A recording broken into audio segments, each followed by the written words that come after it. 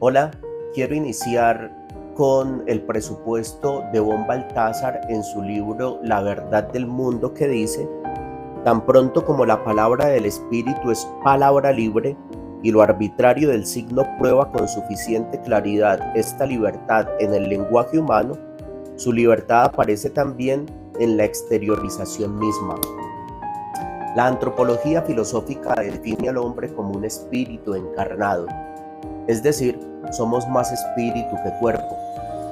Sin embargo, la cultura postmoderna nos ha llevado a entender totalmente lo contrario. Y eso ha hecho que, alejados de nuestra interioridad, empecemos a negar a Dios e incluso otros a dudar de Él. El ateísmo está basado en presupuestos indemostrables. ¿Se tiene evidencia de la existencia de un Dios creador? Evidentemente no. Y quien diga lo contrario es un mentiroso. Para aquellos que sostienen que los negativos no se prueban, deberían saber que el ateísmo es un negativo en sí mismo. ¿Por qué debería estar seguro del ateísmo, dado que el ateísmo es un negativo indemostrable?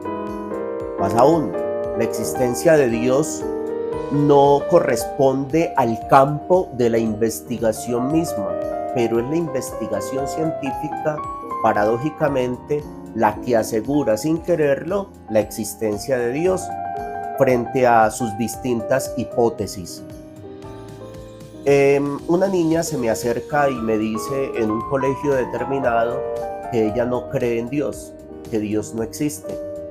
Al preguntarle sobre los argumentos que tenía frente al presupuesto que me daba, no me supo decir absolutamente nada. Simplemente me dijo, dentro de la dictadura del relativismo de la verdad que vivimos, que ese era su pensamiento y que así era.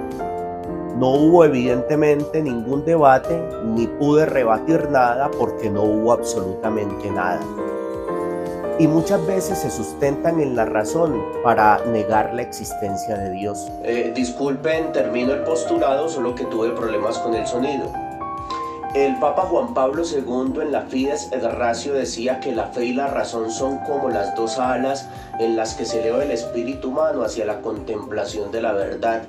Y esta verdad la podemos verificar a partir de las cosas creadas. Eso nos lo enseña el Concilio Vaticano I. Pero también, frente a la realidad que nos circunda, hay una confusión precisamente con el término ateísmo. Y en esta confusión hay muchas personas que no creen en Dios, pero empiezas a tener un diálogo con ellos y no se fundamentan en hipótesis claras para decirte que Dios no existe, sino que empiezan a hablar mal de la Iglesia, concretamente católica. Luego, su problema no es con la deidad, su problema es con una institución. Por lo tanto, no son ateos, son anticlericales. También hay una realidad emocional, y en esa realidad emocional hay un resentimiento de por medio. El Papa Benedicto XVI, en el libro Jesús de Nazaret, cuando empieza a explicar cada una de las peticiones del Padre Nuestro, en la primera petición, Padre nuestro que estás en el cielo, concretamente empieza a reflexionar en torno a la mala relación que muchas personas han tenido con su padre biológico, y cuando les dicen que Dios es Padre, precisamente esto les duele porque empiezan a relacionar la paternidad divina con la mala paternidad que tuvieron. Luego, si Dios es como fue mi padre, entonces yo no quiero creer en ese padre que me proponen. También está la pereza frente a los signos y concretamente frente a los ritos.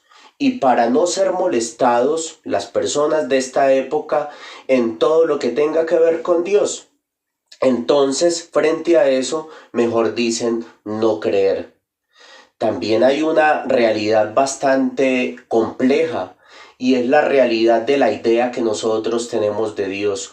Una mala idea que nosotros tengamos de Dios repercute en el corazón de otra persona, y precisamente esto empieza a generar en ellos ciertas dudas y también cierto alejamiento.